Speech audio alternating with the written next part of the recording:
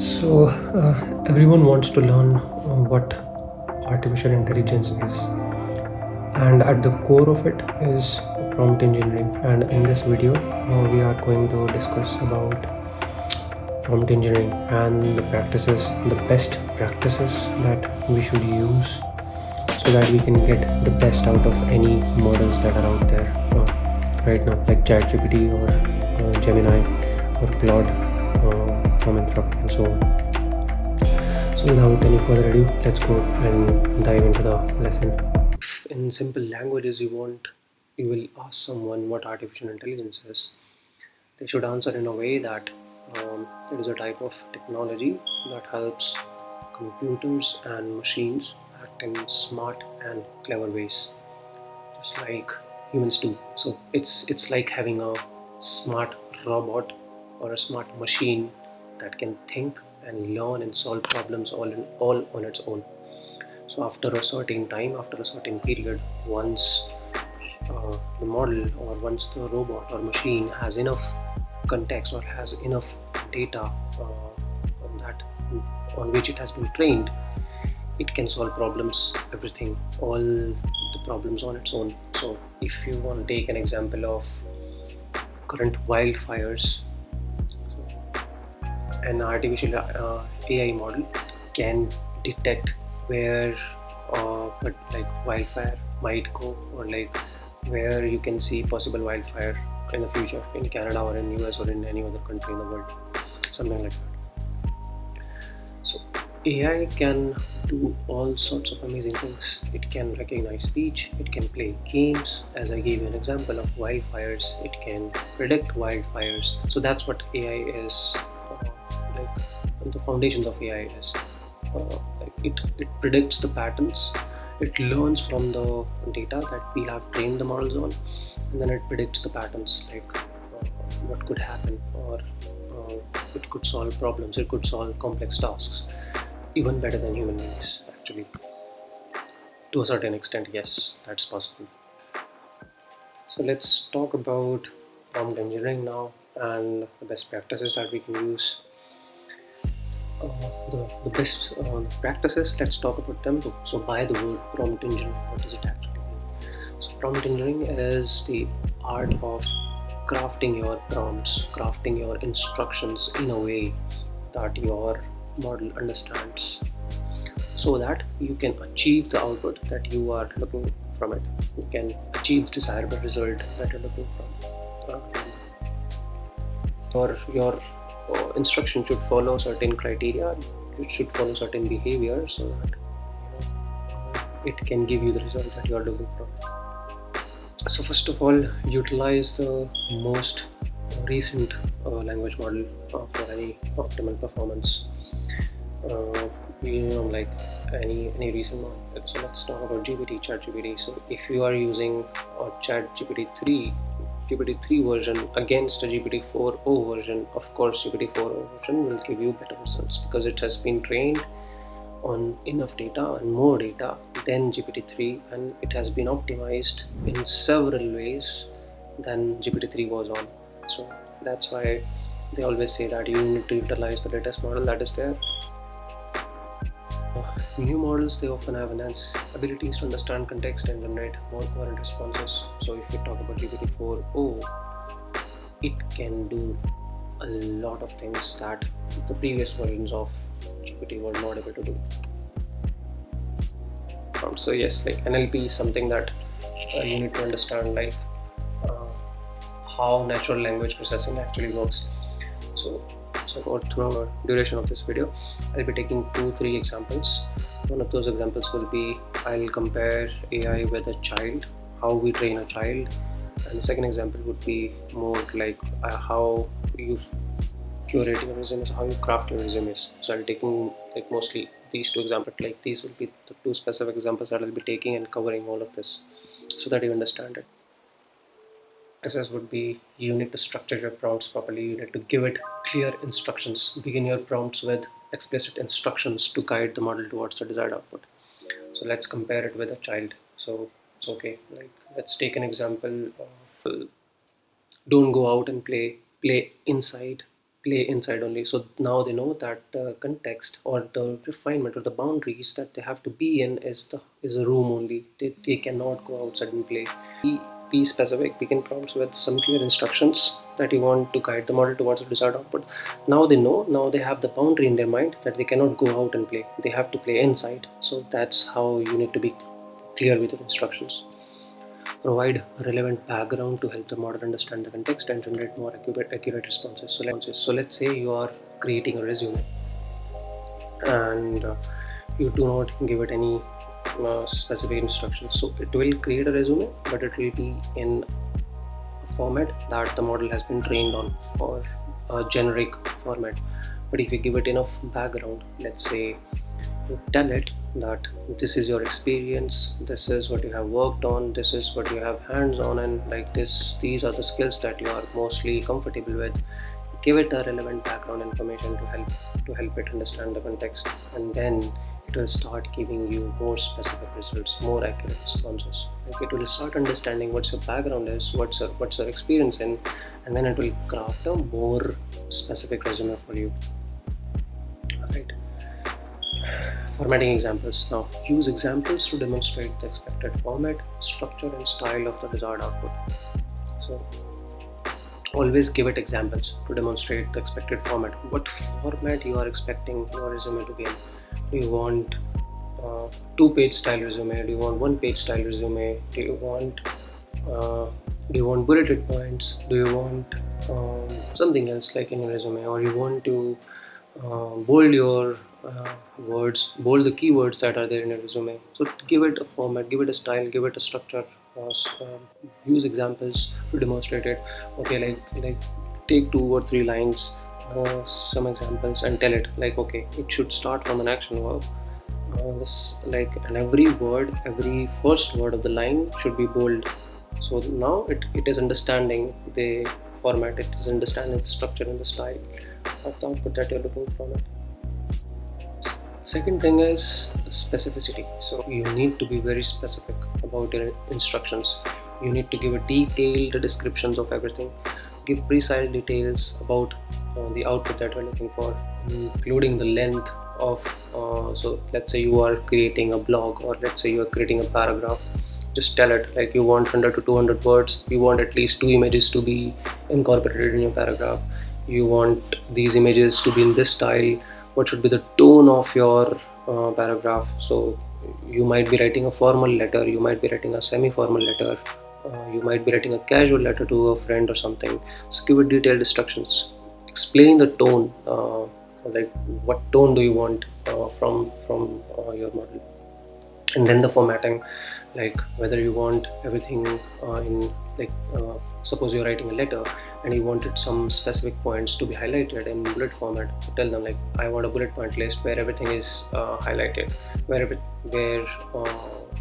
the paragraph has been summarized in the bullet points in a bullet point format, something like that. Just tell it the format. Avoid ambiguity, eliminate vague or open-ended instructions to ensure the model generates the exact response that you're looking for. If you will write a paragraph on some topic, so it will write a paragraph, but there is no instructions, like there are no further instructions that it can look for. So it might generate a paragraph which is 300 words long, it might generate a paragraph which is even 500 words long or 3 pages long or something like that. But if you give it specific instructions like, I want a paragraph which is 100 words long, or which is 200, which is ranging from 200 to 300 words only. Yeah, never tell it what it should not do. You will see that when I'll show you some examples. Always tell it what you want it to do, don't tell it what you don't want it to do. Tailored prompts. Craft the prompts that are specifically tailored to the task at hand rather than relying on generic templates. So always tailor your prompts, craft the prompts that are there at hand. Don't rely on generic templates. Give it a template if you have a template with you. Suppose you are creating a product backlog, suppose you are creating product requirements, suppose you are creating user story, let's say you're creating a user story or something, suppose you're creating something else, suppose you have a report in hand that you want to create, suppose you want to create a presentation. So you might have templates for it that you want it to be. So provide those templates to it, and then craft your prompts surrounding like around those templates only, so it will have more specific results. It will have more detailed descriptions with it. Iterative refinement is that you need to continuously refine and improve your prompts based on the model's responses to achieve the desired output. So once you have given all the descriptions, all the detailed descriptions that you wanted to give, once you have crafted your prompt properly, then all you can do is refine it. If you're still not getting the desired output from your model, then you can refine it. You can still refine it. Now your model already has some basic understanding of what you're trying to get from it, and once you go down the lane, you are refining it, and once you're improving your prompts based on that, you will achieve your desired output. But it takes time. It takes at least, in my experience, it has taken me 10 to 20 attempts to get the output that I wanted. So yes, so there are few ways in which we experiment with it, in which we can experiment with our prompts. So there is a zero shot way, few shot way, and a fine tune that's there. So zero shot is something where we start with a basic prompt and observe the model's initial response. So you just give it an instruction and you will see what the response would be. First, you don't specify anything, you just give it a basic prompt and then you just see what the initial response will be. In few shot, you provide it with a few examples so that it can go towards desired output. So you just need to provide some few examples before you want what you're looking for. So you are trying to generate keywords for a paragraph that you have given, right? So give it an example. Okay, I want such keywords in such format. So you might want your keywords listed in a bullet format. You might want your keywords listed in a numbered format. Even after this, if you are not getting the desired result, again you just have to fine tune it. You have to present it with more data. So if we take the example of a child, suppose you are trying to teach them what a plastic bottle is, and if they don't understand from one or two examples, you bring them with more examples. Like, okay, this is a bottle, and in the middle you bring a phone and then say, okay, this is not a bottle, but this is a bottle. Show them this is orange, this is apple, this is something else. So something like that. So give them a larger data set and then they will start understanding. Okay, after some time they will know. Conciseness and preciseness. So conciseness is very important. You need to avoid any information that is not necessary for your model.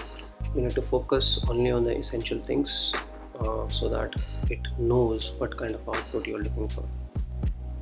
Okay, you should not use any kind of unambiguous language that it does not understand. Like do not unambiguous. By unambiguous I mean which has different meanings. So do not provide it with something that it does not understand at all. You need to convey your intentions clearly, as simple as that. Like whatever you're thinking in your mind, or whatever. Okay, I always come up with this example. So whenever you are coding, for writing a piece of code, you have to think about it in your mind, right? But so that you understand, okay, this is what I want from this piece of code. This is what I'm trying to do. So you have some clear instructions in your head, right? Same instructions is what you have to give to your model, as simple as that. That's the best definition of being precise. And then maintain a clear and targeted approach to achieve the desired outcome. Again, be as clear as you can.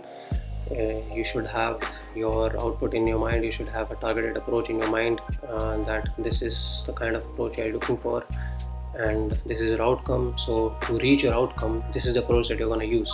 Simple. Keep it clear, keep it targeted. Positive framing is something that where this is, I think I told you about this, right? Like you do not have to tell your model what you don't have to do. Tell your model what you want them to do.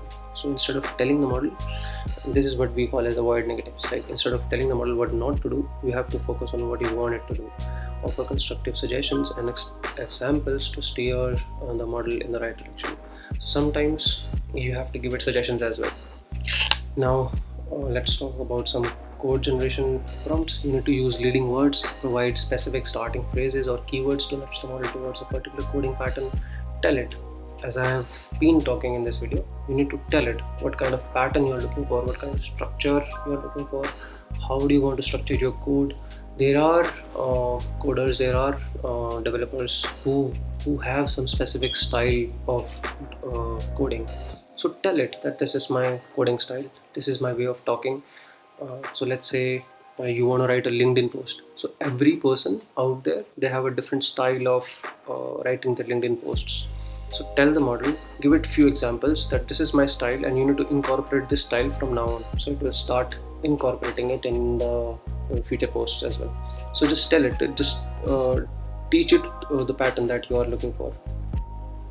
Provide examples, include sample code, snippets or templates. We have talked about this, that you need to provide them with templates. So as I gave you the example before, like if you have a template in your mind, if you are creating a presentation, or if you are creating a story, or if you are creating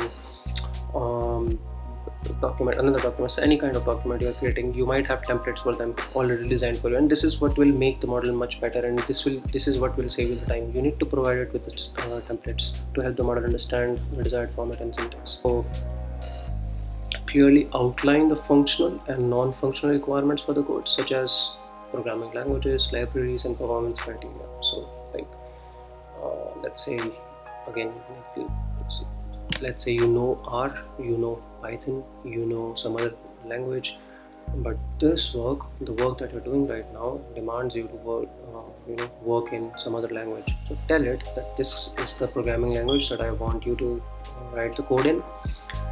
Tell it the libraries that you want to use, and define your performance criteria. Like if you are trying to improve the performance of your SQL query, tell it that I'm trying to improve the performance of my SQL query, and just look at it and see if you can make it any better in any way, so that it executes in much lesser time than it is executing now, something like that. So specify the requirements, be as specific as possible, provide examples, use your patterns, use the structures, use the templates, use everything, and then like do your coding.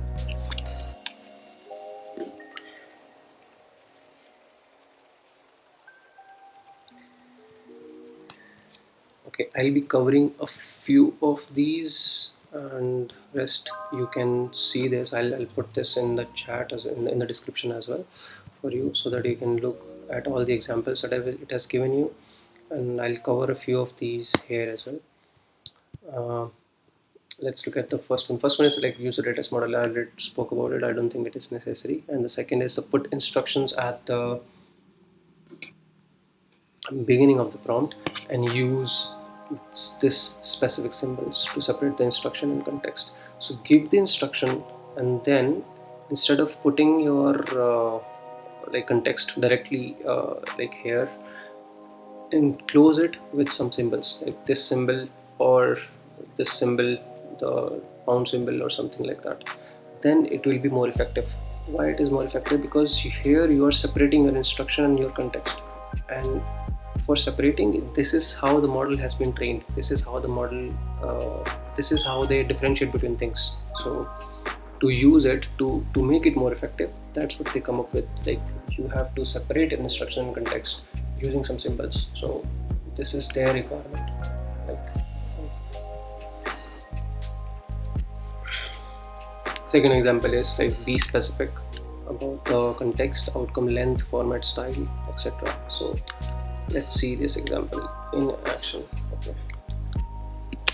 Write a poem about OpenAI and see how vague this instruction is. So you just told it that you need to write a poem about OpenAI. So it wrote a poem for you, but there is no style. Now let's go to the more effective way. Write a short, inspiring poem. Now you are telling it what you want to do. Like you want it to write an inspiring poem. you have to focus on some product, that is DALI product, which is a text to image generator, and you have to incorporate some style as well. So you are giving it specific instructions now.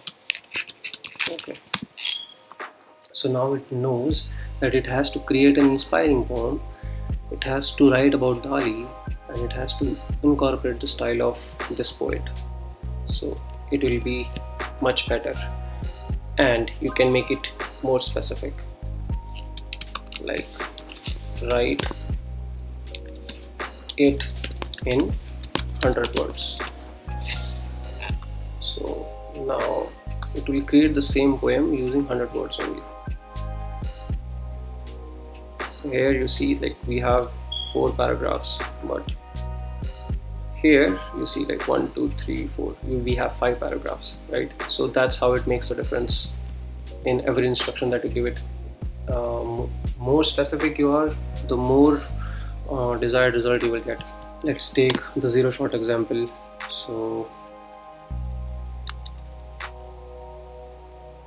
extract the keywords from the blue text, and the text is something like this. So now it has extracted the keywords from the text. Okay, but I'll show you the difference now. Now if you give it some examples to understand, and then give your text 3. Text 3 is, let's take this one, and keywords 3. So now let's see how it changes. It should have given it in this format, but for some reason it is not incorporating it. But yeah, this is how stupid your models can be sometimes. That is always there. Let's take this example. So instead of saying not what to do, tell it what to do instead. So following is a conversation between an agent and a customer. Do not ask username or password. Do not repeat. Customer, I cannot log into my account, and agent will say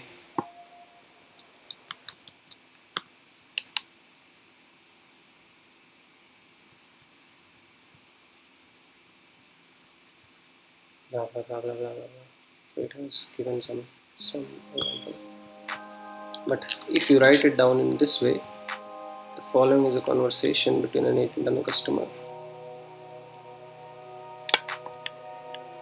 And what you have to do is, this might not work, but so here you are telling following is a conversation. Agent will attempt to diagnose the problem whilst refraining from asking any questions. Instead of asking for PLL such as username or password, refer the user to help article, like to the help article this.